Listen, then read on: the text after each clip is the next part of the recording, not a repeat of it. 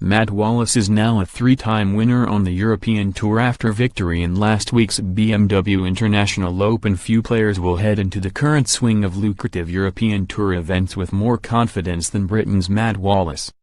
The 28-year-old Englishman is turning into a prolific winner, with victory in last week's BMW International Open the ninth triumph of his young professional career.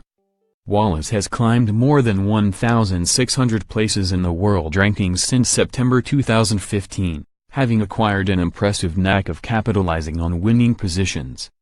"It doesn't feel like I don't deserve to be here because I've worked really hard," he told this week's edition of The Cut, the BBC golf podcast. "It's crazy, but it doesn't feel strange." Wallace won 6 times on the lowly Alps Tour to gain a foothold on the Challenge Tour before graduating to the full European Tour with victory in Portugal in May 2017.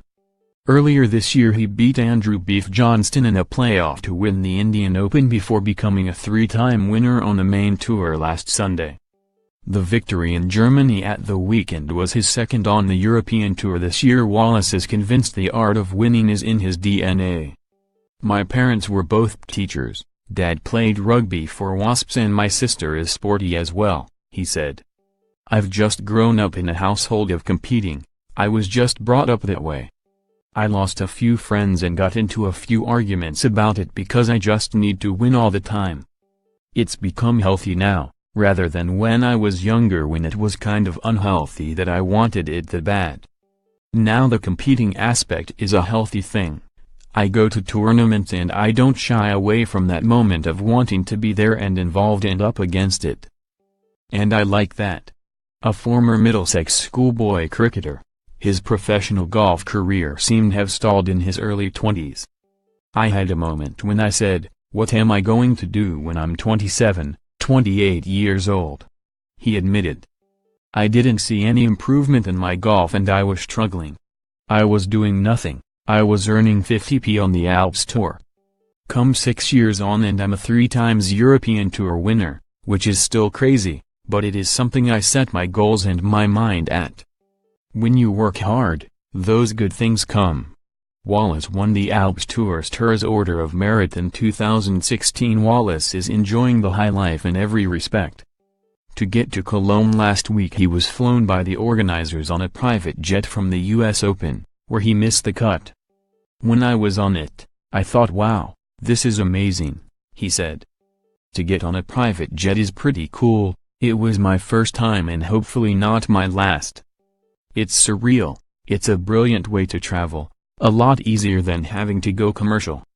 It's a 1 in a million chance that we get to do it and I got to do it that week, and it's really cool." It is clear Wallace revels in being at the sharp end of a tournament. He was clinical in Germany from the moment he saw Thorbjørn Olesen set a target at 9 under par after a brilliant 61.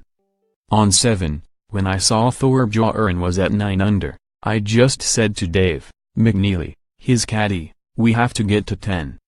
There are no questions asked, we've just got to get to 10 under. Wallace reached that mark with a daring tee shot to a tight pin at the 16th but still needed to hole a testing 6-footer at the last to remain in the lead.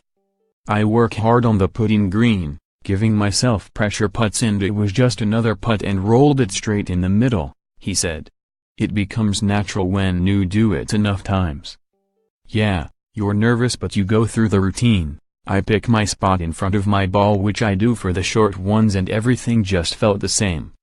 It was just like I have to make this putt. Nothing crept into my head. There's no questions, you've just got to do it." Paul Casey is 12th in the world rankings, but struggled with the pressure of leading by 4 shots at the Travelers' Championship. Winning is never easy. On the same day another Englishman, Paul Casey, could not convert a 4-stroke 54-hole lead into victory at the Travelers' Championship on the PGA Tour. Struggling to control his swing, Casey labored to a closing 72 and was the only player not to break 70 in the top 18 finishers. He opened the door for Bubba Watson to claim his 3rd win of the year.